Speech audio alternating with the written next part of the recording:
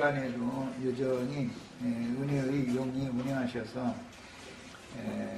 오늘 나눈 말씀들을 이제 종합적으로 마무리를 할 건데 마음 중심이 잘 새겨가면서 들을 수 있도록 역사되시길 주 이름으로 기도합니다. 아멘. 오전에 그 마지막 두 번째 시간 부분에 하늘의 참 장막에 들어가는 내용과 또는 하늘 성전이 열려가지고 증거의 장막 성전이 열려가지고 그곳에서 금그릇에 불을 담은 일곱 대접을 일곱 천사에게 네 생물 중의 한 천사, 머리 천사는 네 생물의 으뜸 되시는 천사장은 그리스도를 말한 거기 때문에 그분께서 형제 자매님들에게 오는 세상을 심판하는 도리를 맡겨주는 내용의 말씀을 같이 나눴고 나름으로는 이제 최선을 다해서 제사장 옷을 입고 하나님 앞에 나아갈 수 있는 사람, 또 왕후가 대관식의 그 예복을, 왕으로서의 예복을 갖춰 있고 대관식에 어떻게 참여할 수 있는가, 또는 신부가 혼인 예복을 입고 어떻게 예복을 갖춰 있고 하나님의 아들의婚礼의 신부로 참석할 수 있는가, 이런 것들을 이것저것 같이 이제 상고해서 말씀을 나눴습니다.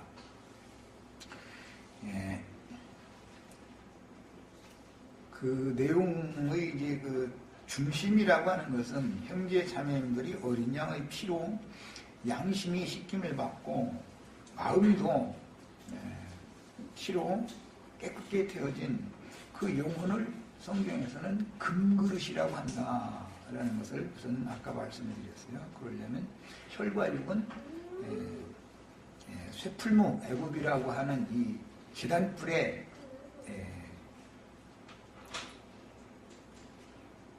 버림받은 바가 되어진 이 육체가 불사람을 받는 동안에 죄만 남겨져 가지고 그 죄는 구속하신, 피로 사신 받은 형제 자매님들의 영혼이라고 하는 금그릇에 그 죄가 담아져 있어야만 그 향로가 되어져서, 향을 사르는 것은 영으로 기도하고 마음으로 기도하는 것을 말하기 때문에 이것은 금그릇, 금대접 뭐 이런 얘기가 나오면 모두 구속하신 형제 자매님들의 영혼을 말한다라고 하는 걸 기본적으로 아는 지식이 필요합니다. 사람은 다 그릇으로 지어진 것이죠. 그래서 이 그릇 속에 무엇을 담으면 그걸 갖다가 쏟아내놓게 마련이에요. 이제 지난 시간에 내가 자매님들 속에 남편을 향한 원망이나 미운 마음이나 이런 것이 있으면 남편이 되고 나가 들어오면 그냥 닫자마자 막 이게 쏟아내놓는 것은 그 그릇 속에 그게 들어있었기 때문에, 종일 그것 때문에 혼자 고통을 받고 있었기 때문에 남편 들어오면 원망 막 시비 막 이게 싸움을 벌려고 하는 사람처럼 이렇게 덤비는 것은 그 속에 그게 담아있어서 쏟아져 나오는 것이에요. 이런 것을 생각하시면 성경이 지금 말하는 의도가 뭘 말하는지를 잘 이해를 하실 수 있을 겁니다.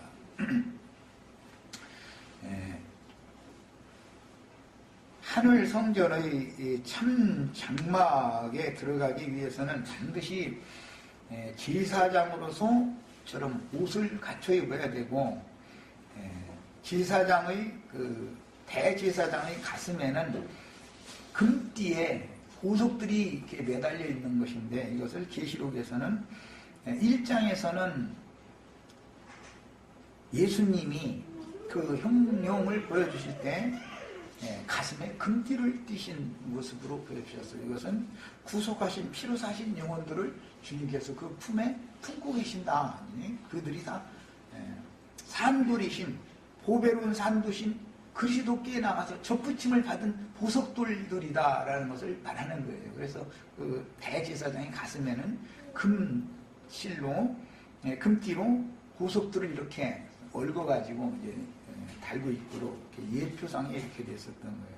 그런데 그런 예수님의 영과 예수님의 마음에 하나가 되어지고 그분의 형상과 모양으로 만들어지기까지, 즉 신령체로 만들어져서 나타낼 때 보석들이 반짝반짝반짝 빛나는 것과 같이, 그와 같이 세상의 누구도 그와 같이 깨끗하고 빛나도록 빨래할 수 없는 그런 모양으로 만들어진 사람들에게 그 금그릇 그릇에 번제단의 불을 담아주시고 나서 세상은 그 혈과 육의 세상 사람들이라고 하는 것은 그런 하나님의 심판을 반드시 받아야 된다라는 것을 마지막으로 최후로 보여주는 것입니다.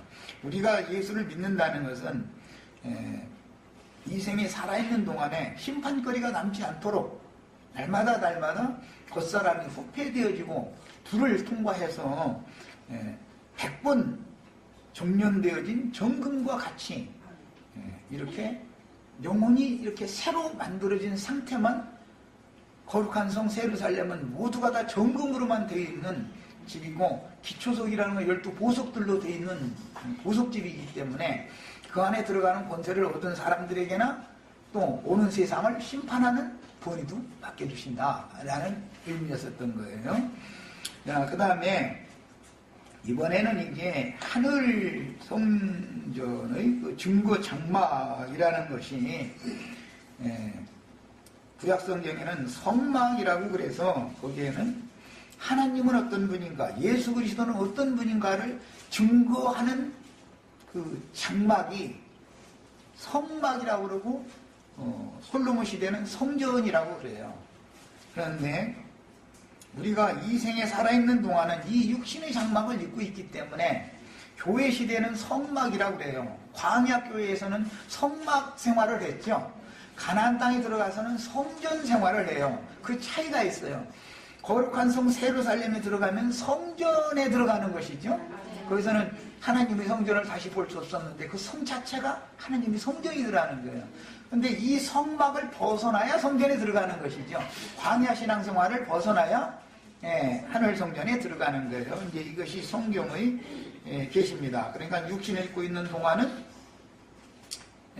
성막의 제사를 하는 제사장으로서 생활을 하는 것이고, 이 육신의 장막을 완전히 벗고 하늘로서 온 신령한 새로운 조성, 보석집으로 새로 만들어지면 그 사람들은 12보석이 기초석이 되고 12진주문이 있는 그 아브라함의 후손들을 위하여 하늘에 하나님이 예비해 놓으신 그 성에 들어가는 거예요.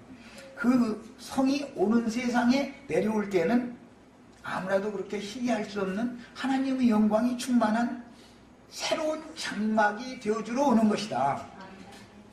땅의 양무리들, 염소무리들, 오는 천년왕국에서는 양무리와 염소무리 두 무리만 딱 있죠.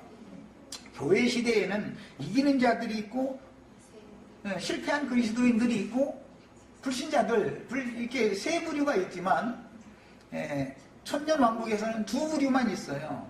오른편 양이냐 왼편 염소냐, 이것만 갈라지는 거예요. 이제 그런 부분은 다음 일요일날부터인지 다음 화요일날부터는 계시록 7장 말씀을 정상적으로 이제 나갈 거니까 이제는 이 정도 특별교회도 그 흐름을 어느 정도 다 인과를 잡았을 거라 믿어서 그 내용 안으로 들어가려고 그래요. 그때 더 충분하게 다루도록 하겠습니다. 이 하늘의 참 장막이라고 하는 것은 장막 얘기를 먼저 나가기보다는 심판 집행은 세 가지로 하는데, 모든 자연인들은 무엇에 의해서 법대로 하는 거니까 어떤 법에 의해서 심판을 할 것 같아요? 양심의 법. 그래요. 양심의 법이라 그래요. 본성의 법이다 그래요. 로마서 2장에 보면 그런 말씀이 나오죠. 양심의 판단을 받는 마음의 세계율법이 모든 사람에게 있다. 이것은 창세기에서 선악을 알게 하는 나무 열매를 먹은 결과는 모든 사람 속에 양심의 법이 들어왔다 이 말이에요. 그래서 자연인들의 그 양심의 법에 따라서 자연인은 그들의 법이 그거니까 그 양심의 법에 따라서 심판을 하시는 거예요.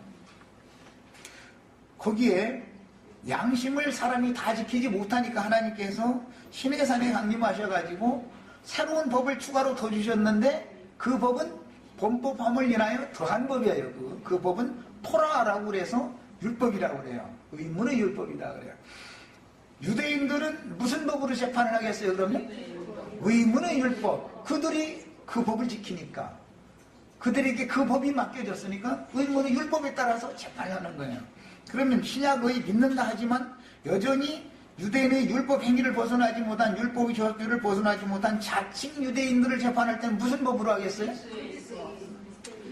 자칭 유대인들에게는 율법에 따라 재판을 하는 거예요.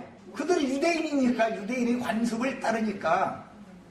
기독교인들은 그럼 무슨 법으로 재판받아요? 율법대로 하는 거예요. 율법대로. 기독교인들은 무슨 법으로 받는다고요? 그리스도 율법이 아니고,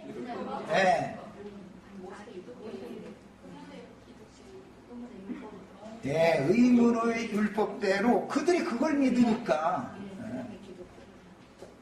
그렇게 심판하는 거예요. 복음을 믿은 사람들은 그리스도 율법으로 심판하는 거예요. 하나님은 불신자들은 마음에 새긴 율법으로 믿는다 하지만 의문의 율법을 믿는 종교인들은 종교법대로 재판하는 거예요. 그것이 의문의 율법이라는 거예요. 모세의 율법이에요. 기독교인들은 그렇게 믿으니까 그 법대로 재판을 하는 거예요. 자, 이 두 가지 마음에 새긴 양심의 판단을 받는 법으로 재판을 해서 통과될 사람이 있어요, 없어요? 없어요. 아무도 없죠? 양심 한 번도 거슬리지 않고 평생 살다가 가는 사람은 없죠? 자식이 엄마 속일 수도 있죠? 노트가 어디서 엄마가 안 사줬는데 뭐 새 노트 있으면 너 이거 어디서 나서 그러면은 선생님이 줬어 어쩌고 회사인데 사실은 아닐 수도 있죠? 친구 따라서 그냥 그 학용품점에 갔다가 괜히 슬쩍 갖고 왔을 수도 있죠?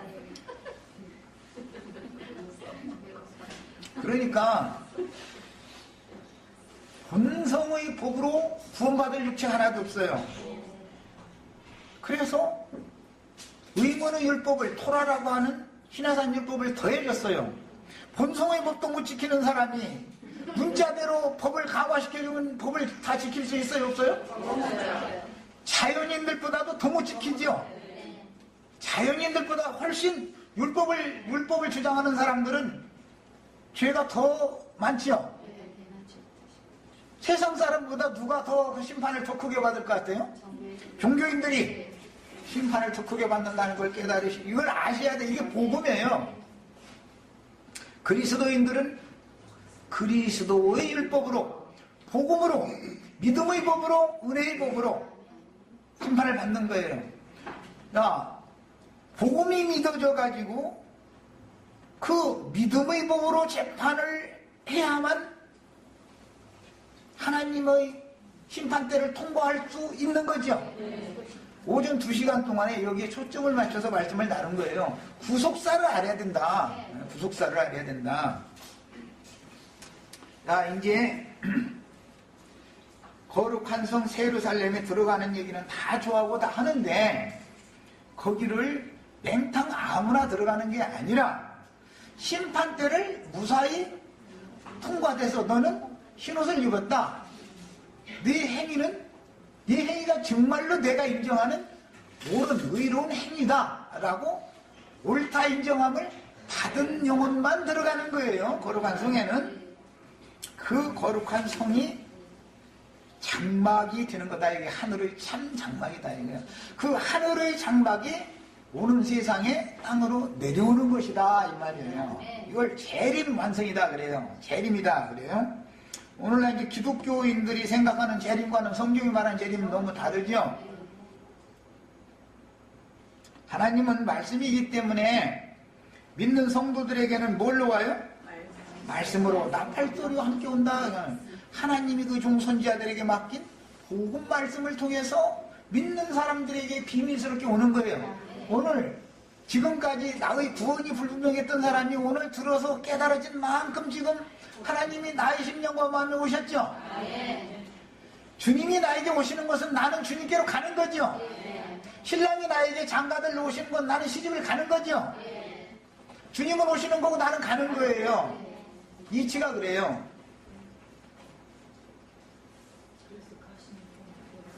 야, 그래서 가심을 본 그대로 온다 그래요. 주님은 오시는 거고 나는 가는 거예요. 주님은 사람 영혼 데리고 가는 어마어마한 강력한 능력이 있는 지남철이라고 생각하시면 되겠어요. 우리는 목이 잘나는 쇠붙이라고 생각하시면 되겠어요. 그런데 쇠붙이 그냥 힘 있는 지남철로 온 지구상에 이렇게 한번 해보면은 붙을 자는 다 그쪽에 붙는 거예요. 그래서 죽게 붙은 자와 함께 온다 그런 거예요 사실은. 우리가 다 주님께 붙었죠. 그래서 내가 지남철 얘기를 예를 들은 거예요 지금. 우리 인간의 마음은 왜 쇠풀무 애굽에서 99번 정년을 왜 받아요? 100번째나 점검이 돼서 하는 건데 금의 성분을 가지고 있지만 녹나는 쇠붙이기 때문에 쇠풀무라고 애굽을 세상을 쇠를 녹여가지고 쇠를 계속 그 쇠라는 것은 정금이 될 수 있는 쇠단 말이야. 그런데 그대로 놔두면 쉽게 녹나고 비 맞으면 녹이 더 잘 나버려. 세상에서 뭐 은혜 받았다고 예배당에 은혜 받았다고 눈물 흘리고 오면 녹이 더 나버려. 말씀으로 은혜를 받으셔야 돼. 진리가 깨달아져서 참다운 은혜를 받아야 녹이 벗겨지는 거지. 천연적인 혈과 육이 은혜를 받았다고 눈물 많이 흘리고 그럼 눈물 많이 그냥 모임에 올 때마다 눈물 흘리는 어떤 지체들도 있었죠. 난 옛날에 내 앞에 앉으면 좀 옆에 앉으라고 이제 안 보려고 앉으면 말씀만 너무 울어. 그러면 그렇게 눈물 많이 흘리면 구원받는 거예요? 혼생령이 강력한 사람, 감정이 강한 사람이 있어요. 이 사람은 그냥 자기 서름에 우는 거예요. 말씀 들어보니까 내 얘기네. 주님 고생한 것이 내 고생한 거네. 막 이러니까 이제 막 감정이 막 폭발해가지고 말씀만 들으면 눈물이 나오는 거예요. 그건 뭐 나쁘다 좋다의 문제가 아니라 천연적인 사람이 눈물을 많이 흘려서 구원을 받을 것 같으면 밥 먹지 말고 24시간을 우려야지. 구원 받아야 되니까. 그런데 그것은 천연적인 사람이라는 건 혼생명이 강하다라는 건 감정이 풍부하다 이제 이 말인 건데, 그런 사람은 혼기능이 강하기 때문에 문장 능력이라든지 그림 그리는 거 이런 뭐 하여튼 예능계 이쪽으로는 아주 유능하죠. 그런 사람들이 감성이 풍부하니까. 그러나 그 사람에게는 주님이 구원을 주실 때는 이성을 강화시켜줘요. 점점 따뜻하던 사람이 이 이성이라는 건 차갑죠. 냉철하게 불분별하게 하는 거니까. 너무 차가운 사람에게는 감성을 자꾸 부어줘요. 그래서 모든 걸 균형을 맞춰주는 게 구원인 거예요. 네. 어느 쪽으로 치우치면 안 돼요. 그렇다면 이제 또 아까 우는 얘기했더니 앞으로 그럼 좀 울지 말아야겠네. 했을 필요 없어요. 눈물 나시면 우세요. 우시는데 천연적인 사람의 감성으로 울으면 그것은 그리스도의 감정에 따른 것이 아닐 수도 있다는 것이에요. 그런데 그렇게 할수록 사람이 속는 거예요. 자기 자신에게, 자기 감정에게 속는 거예요, 이게. 그런 사람들이 회개하기가 더 어렵다, 오전 시간에. 그래서 그 얘기를 한 거예요. 자기를 진실되게 바라보지 못하게 하는 것이 천연적인 사람의 감정, 천연적인 사람의 타고난 이지력, 의지력 이런 것이 그리스도를 가리는 역할을 한다 이거예요. 예, 사람이 새 사람이 된다. 세상이 새롭게 되어 예수님 말씀에 그런 말씀이 나왔죠. 내 나라가 이루어지면 이렇게 표현했는데 세상이 새로워진다라는 것은 천연적인 사람들의 생각, 감정, 의지, 양심이 정신세계가 새로워진다 그런 말인 거고, 내가 만물을 새롭게 하노라 이런 말씀 이제 계시록에 나오죠. 만물을 새롭게 한다라는 말은 모든 피조물들을 하나님이 원래 창조하실 때 목적하신 바대로 회복시켜 놓는다 그 말이에요.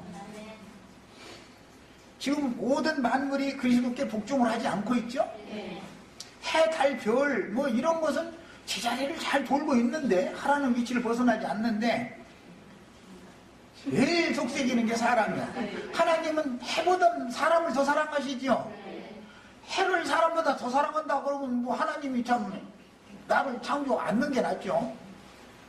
해와 달과 별이 아무리 말을 잘 들어도 말 안 듣는 사람을 더 사랑하셔요. 그러니까 하나님이 속 썩는 거예요. 결국은 만물의 영장인 사람이 회복되어져야 만물이 새로워지는 거예요. 이것을 구속이라고 그래요. 그래서 회복된 창조 세계를 기업으로 만물을 우리의 것으로 주시는 것이 우리가 오는 새 세상을 기업으로 받은 거죠.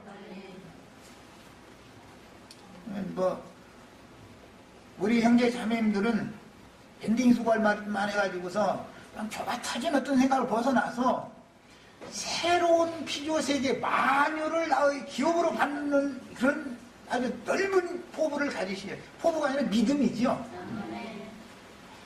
아담 세계에서는 돈 단마지기만 가져도 큰소리 치지만 하나님의 세계에서는 세상 나라의 땅 단마지기 있는 것이 문제가 아니고 내 마음이 얼마만큼 예수님의 마음과 같이 온전케 되었느냐의 여부를 가지고 그 사람의 기업을 분배해 주는 거예요.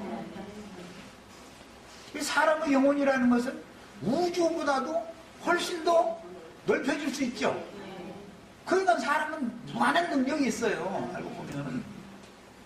야, 능력으로 입혀준다라는 말은 사실은 그리스도의 높이, 깊이, 넓이에 상응하는 만큼 그리스도를 담을 수 있는 만큼 넓고 깊고 풍성한 사람이 되게 해준다 그 말인 거예요.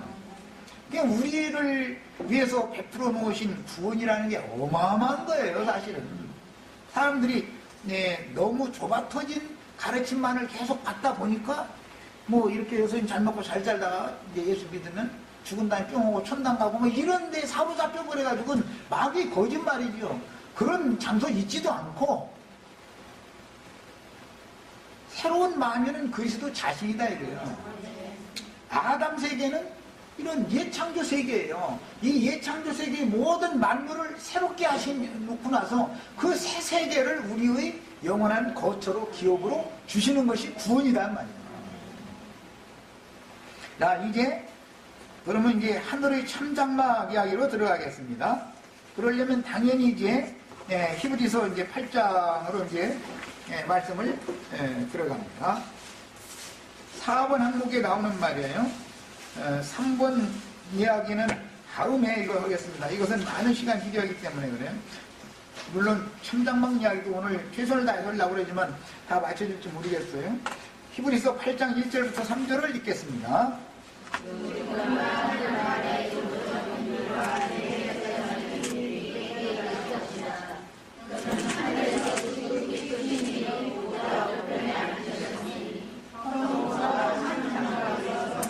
자, 거기 참장막에다가 이렇게 표시를 다 해놓습니다.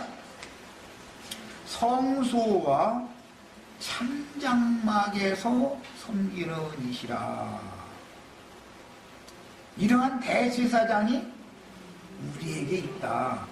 그러려면 성소와 참장막에서 섬기시는 대제사장이 우리에게 계시려면 우리가 참장막에 돼 있어야 되겠죠. 구속을 이루신 육신으로 오셨던 대제사장이신 그분은 구속을 이루신 다음에는 또 다른 보혜사로서 구속자, 중재자로서 오셨을 때는 보혜사로 오셨죠. 중보자로 오셨어요. 그건 육신으로 오셨기 때문에 시공을 초월하는 완전한 대제사장 직분을 할 수가 없죠. 그래서 그분이 육체로는 죽임을 당하시고 영으로 살리심을 받아가지고 생명 주는 영이 되셔서 오셨는데 그 영원하신 성령으로 말미암아 그리스도의 피를 하늘 성소의 지성소에 뿌린 그 공로, 피 공로를 인하여 구속받은 성도들로 건축되어진 하늘의 참 장막에서 숨기시기 때문에 하나님이 지금 영원하신 성령이 성당이나 예배당에 계신 게 아니고 지금 우리가 하는 말의 요점은 이러한 구속을 다 이루신 그 대지사장이 즉 또 다른 보혜사, 진리의 영, 생명의 영, 은혜의 영이신 그분이 우리에게 있다는 것이라. 이 우리는 하늘의 시온산에 이런 자들을 말하는 이제 12장 22절 24절을 보면 장자교회를 말하는 것이죠. 네. 장자들의 모임에 이 대제사장이 계신 거예요. 정말 어려운 부분까지 하고 가는데 그래서 세상에는 다 외면상으로 보면 우리는 믿는 사람이고 우리는 교회 중에 있는 사람이다 다 그래요. 뭐 이제 어떤 무식한 사람들은 우리 교회 가자, 우리 목사님 뭐 이제 이렇게 말하니까 그럼 자기네들만의 교회니까 그럼 저희끼리 알아서 하라고 그러고 그런 것은 진리가 아니다라고 깨닫고 바르게 가르침받아서 구속받은 성도들이 주님이 몸된 교회인 거다 라고 알지라도 그렇게까지 나갔을지라도 그 주님이 여기 성경에서 말하는 강을 건넌 자들 히브리인들과 함께 하신다. 우리에게 있다. 이것이 깨달아져야 된다 이 말이야. 여기서 말하는 강이라는 것은 성경에는 강은 두 번이 나와요. 첫 번째는 바다를 건너는 거죠. 홍해바다. 두 번째는 요단이라고 하는 강을 건너요. 그래서 히브리인이라고 그래요. 아브라함은 큰 강 유브라데 강을 건너서 약속의 땅으로 왔었기 때문에 강을 건넌 자라는 뜻이에요. 이것은 세상에 대하여 죽고 율법의 저주라고 하는 두 번째 강을 완전히 건너온 사람들이다 이 말이야. 복음으로 건짐을 받은 사람들이 복음으로 인간의 선행이나 옳음이나 이런 것을 여전히 붙들고 있으면 강 건넌 사람이 아니죠. 그것이 조금이라도 섞여 있어도 아니죠. 완전히 건넜어야 돼요. 율법의 저주에 율법에 대하여 죽었어야 돼요. 나는 세상에 대해 죽는 홍해바다를 건널 때 죽는 거지만 끝난 거죠. 그렇지만 율법에 대하여 죽고 하나님을 향하여 사는 사람이 돼야죠. 그래서 내가 오늘 말씀 시작에 자연인들은 마음에 새긴 율법의 저주에, 종교인들은 신의 산 율법의 저주에, 두 가지 저주에 종교인들이 더 깊이 빠져 있는 중이다. 여기에서 건져내는 것이 완전한 구원이다 이 말이에요. 세상에서 나오는 건 홍해바다만 건너면 나오죠. 그러나 율법 종교 생활을 하는 광야교회에서 약속의 땅까지 완전히 들어가려면 강을 또 건너야죠 반드시. 예. 그래서 믿음으로 구원을 얻었지만 할례를 반드시 받아야 되는 거다. 이제 그건 이제 교리상의 문제인데 오늘은 뭐 그쪽은 할 얘기가 아닌데 자꾸 이제 그쪽으로 갔네. 자, 이처럼 구속을 이루신 영원한 대제사장은 영원하신 성령으로 말미암아 그리스도의 피를 하늘 성소에 뿌린 그 대제사장이 그분의 중재가 없으면 그 누구도 하나님의 영광 앞에 갈 수가 없죠. 그러면 그분의 중재를 받아야 가는데, 즉 그분의 중재를 받는다는 것은 그분의 옷자락에 가리울 덮임을 받아야 하나님의 영광에 가는 건데 그 대제사장과 우리라고 하는 여기 히브리인들이 같이 있어야 되지 않겠어요. 오늘 우리 형제 자매님들의 교회가 어떠한 교회를 추구해야 되는지를 이상을 보셔야 돼요. 대제사장의 마지막까지의 중재가 없이 처음에는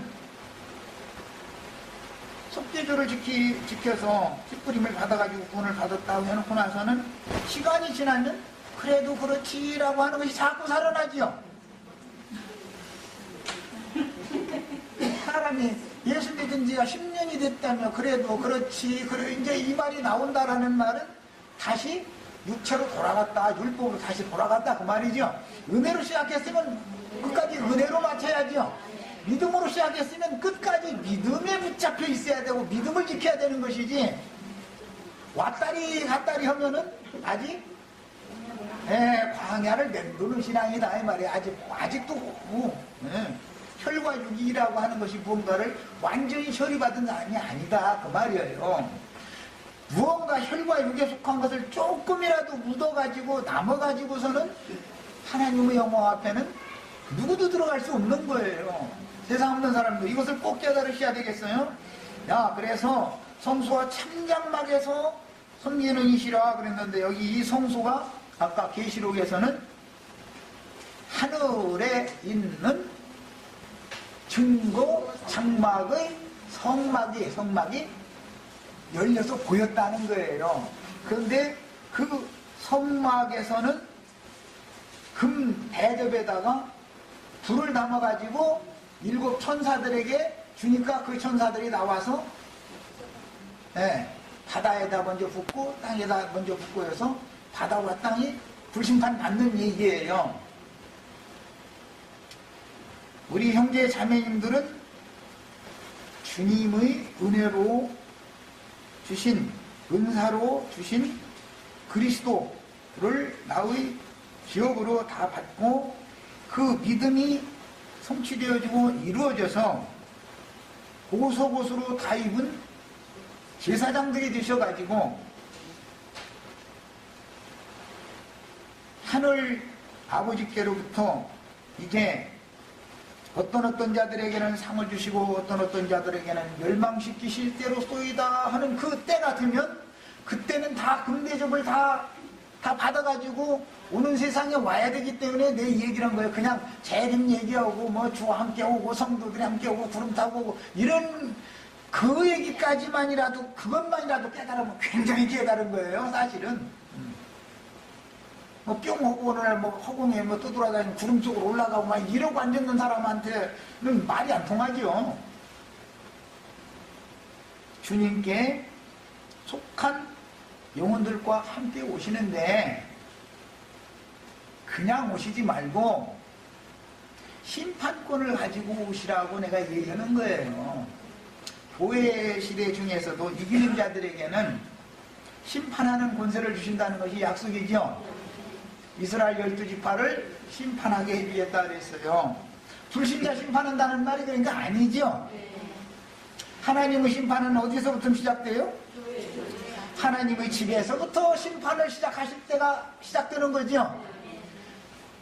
세상 나라에서도 공의로운 사람은 자기 자식과 누가 다퉜어. 그래가지고 문제가 되면은 자기 자식을 먼저 혼내키고 나서 자기 자식이 잘했고 잘못했고는 뒷문제고 혼내키고 나서 남의 자식에 대해서 이렇게 얘기를 해야 말이 서는 거지. 자기 자식은 너 이리 와, 너 이리 와. 해놓고는 자초지종 물어볼 것도 없이 상대방의 아이만 욕하고 막 뭐라고 하면은 그 사람은 불의한 재판을 지금 하는 사람이죠. 하나님은 반드시 하나님의 집에서부터 심판을 해요. 교회부터 심판하고 나서 세상을 심판하는 거예요. 이것이 공의의 심판인 거예요. 이걸 꼭 아셔야 돼요. 네, 이번에는 3절까지 읽어나가겠습니다. 대제사장마다 예물과 제사드림을 위하여 세운 자니 그러므로 그도 무엇인가 드릴 것이 있어야 할지니라 그랬어요. 대제사장이 속죄절날 1년 1차에 하나님 앞에 들어가는데 빈손으로 들어가면 죽어요, 살아요? 또 이제 이 말씀만 나오면 그가 봐 성경에 너는 내 앞에 나올 때 빈손으로 오지 말지어다 심주 바꾸라고 했잖아. 야, 이렇게 나오면 이건 또 못 담아줘 이 사람. 감사함을 다 가지고 오라고 했잖아. 이제 오늘 우리 형제 자매님들 날 11조로 감사의 제물로 하나님이 받으시는 제물로 제사 드리느라고 얘기하고 있어요. 내가 복음 맡은 제사장, 현재는 우리 지체들 중에서는 제사장이라는 것은 복음을 전하는 사람을 말하는 건데 복음을 맡은 사람에게 복음을 맡기신 목적은 그 복음을 증거하고 전파해서 영혼들을 얻어서 하나님이 받으심직한 거룩한 산 제물로 가지고 와라라는 뜻으로 제사장들을 세우시는 거예요. 그래서 마찬가지로 대제사장도 반드시 위임식을 하는데 위임이라는 용어는 근원이 어디서 오냐면 손을 채우다라는 뜻에서 오는 말이에요. 그러니까 기름 부음을 받았다. 선지자로 왕으로 제사장으로 기름 부음을 받는다는 것은 그 손에 재물을 채워줬다 그 말이에요. 어떤 목자에게 어떤 약물이를 하나님이 맡겼다라는 것은 그 영혼들을 흠이 없고 거룩한 하나님이 받으심직한 제물로 깨끗하고 정결하게 재창조해가지고 내 앞에 갖다 바쳐라 라는 뜻으로 목자들을 세운 거죠. 이것은 무슨 신학교 졸업해서 안수받고 그런 얘기가 아닌 거예요. 전혀 그런 얘기가 아니에요. 만약에 신학교를 졸업을 해야 제사장이 될 것 같으면 우리 형제자매님들 오늘부터는 다 신학교 가야 돼요. 그래야 되지 않겠어요? 우리가 다 제사장들이 돼야 되니까. 그것이 다 자칭 유대인이라 하는 자들의 종교에 의한 종교성이다 이거예요. 주님의 쓰시는 종은 주님께서 친히 기름을 부으셔가지고 친히 세우시는 거예요. 먼저 기름 부음을 받은 선지자에게 양각 뿔을 뽑아가지고 그 뿔에다가 기름을 채워가지고 갖다가 붓게 만들어요. 그 뿔이 계시록에서는 7뿔이다 그랬어요. 그 7뿔은 능력의 뿔이요 구원의 뿔인 거예요. 번제단 네 모퉁이에도 뿔이 있죠. 금제단 모퉁이에도 뿔이 있죠. 여기서 왜 7뿔이라고 그러고 나서 그 7뿔의 능력을 가진 자들은 하나님의 7눈이요 온 세상에 보낸받은 7영들이다 그래요. 우리 형제 자매님들에게 내가 지금 나는 먼저 이런 미임을 받아서 우리 지체들에게 이런 미임을 또 기름 부음을 지금 해주는 중이죠. 하나님 아버지께서 아들을 세상에 사도로 보내서 기름을 부어서 보냈죠. 아들이 아버지께서 나를 보내신 것 같이 나는 너희를 보낸다. 제자들을 또 보내시죠. 제자들이 또 보내죠. 또 보내주고 또 보내고 또 보내고 오늘 우리에게까지 온 거예요. 나는 우리 형제 자매님들에게 내가 바른 똑같은 기름을 또 부어주고 있는 거예요. 그 기름이 금기름이라고 그래요. 그저 우리 그 인터넷 사이트에 보니까 금기름이 뭐냐고 질문이 마침 왔대. 세상적인 말이 아니니까 이상하게 느꼈겠죠. 그 성경에 있는 말이지만 신의 성품과 신의 인격이 선지자들에게 왕에게 제사장들에게 하늘로부터 부어지는 거예요. 하나님의 종은 하나님이 친히 기름을 부어서 세우시는 것이지 신학교를 졸업해서 하나님이 종이 되는 게 아니죠.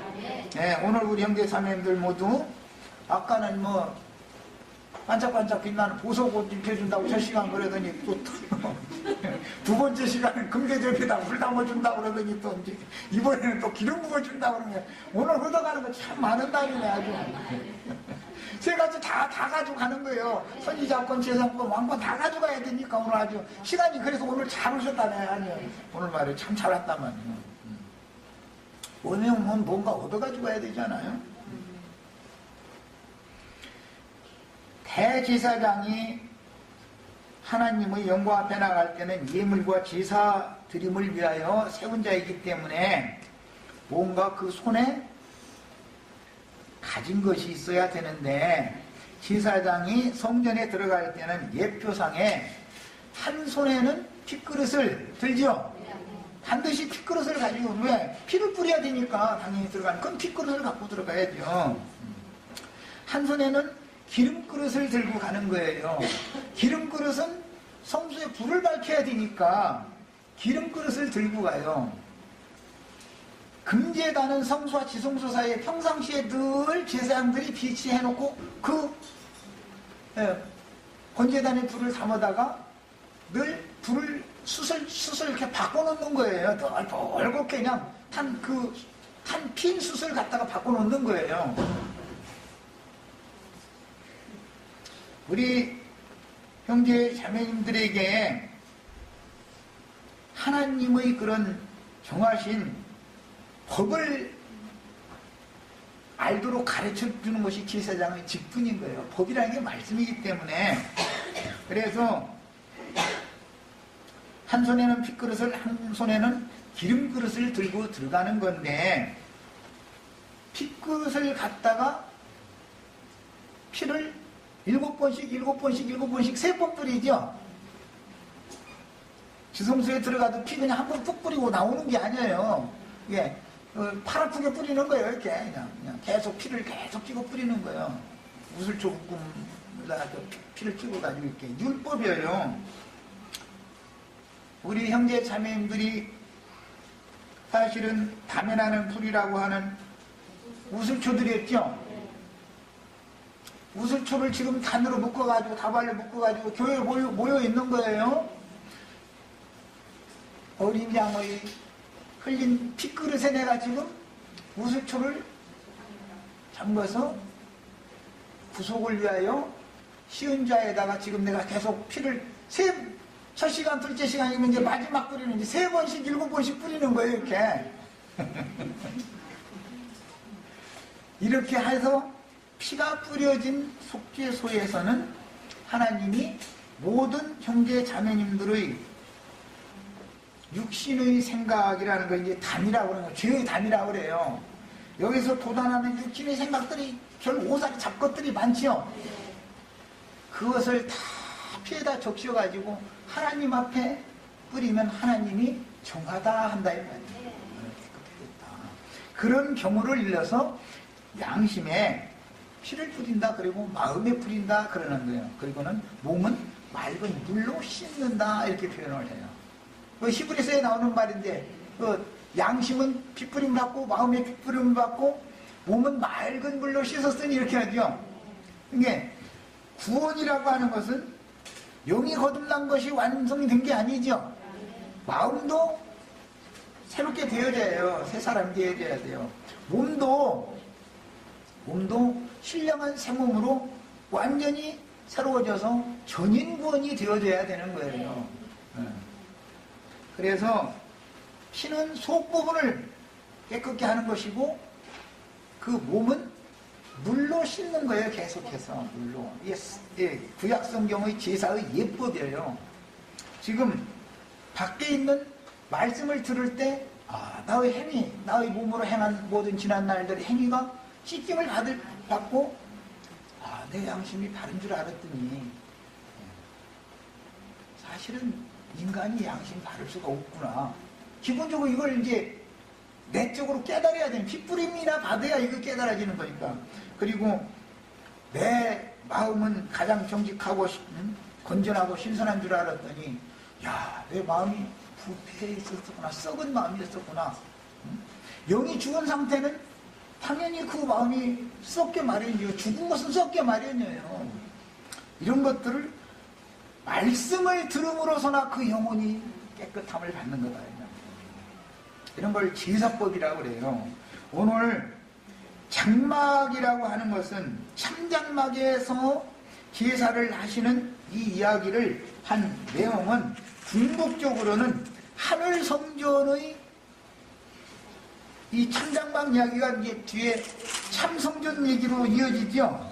그런데 오늘 말씀에서는 아마 9장 그게 26절이던가 23절부터 읽어보겠습니다. 그러므로 하늘에 있는 것들의 모형은 이런 것들로서 정결케 할 필요가 있었으나 짐승피로 뿌려서 정결케 하는 얘기를 한 거예요. 뿐만 아니라 잿물 뿌리고 물을 뿌리고 3가지를 뿌렸었어요. 그걸 쭉 설명한 다음에 그건 모형적인 제사였다 그 얘기예요. 하늘에 있는 그것들은 이런 것들보다 더 좋은 제물로 할지니라. 더 좋은 제물은 예수님의 피로 예수님이 고난당하시고 남겨준 십자가죠. 남은 고난이다 그래야지. 주님이 십자가 다 진 게 아니죠. 벌써 됐어 시간이? 큰일 났네. 남은 고난이 있는데 그것이 채란 말이에요. 채. 숯불에 핀 숯이에요. 그 다음에 더 좋은 제물 예수의 피예요. 하나님의 생명이다 이거예요. 하나님이 그 피로 사신 교회를 지게 하셨다 그럴 때 하나님의 피라는 것은 말씀을 말하는 거예요. 생명의 말씀을. 그리스도께서는 참것의 그림자인 손으로 만든 성소에 들어가지 아니하시고 바로 그 하늘에 들어가서 하라는 것은 앞에 참것들을 말했으니까 참하늘을 말하는 거죠. 참하늘에 들어가서 이제 우리를 위하여 하나님 앞에 나아가셨다. 여기 이러한 대제사장이 우리에게 있다. 우리를 위하여 참하늘에 들어가셔서 하나님 앞에 우리를 위하여 하나님 앞에 중보자로 나타나셨다. 이 얘기가 지금 이 히브리서의 흐름이에요. 오늘 뭐 시간이 됐으면 이제 어차피 여기까지만 하고 내일 우리 이제 목요일 날 이 참 장막 이야기라든지 처녀 신부 아내 이 계시록의 구조 이런 이야기는 목요일 날 또 만나서 3시간 동안 더해서 이제 마치도록 하겠습니다. 어쨌든 나는 최선을 다해서 빨리빨리 한다고 하는데도 이게 쉽지가 않네. 자, 어쨌든 큰 윤곽을 이렇게 잘 잡아두시고 마음에 이걸 진리로 창비를 하고 계셔야 돼요. 예.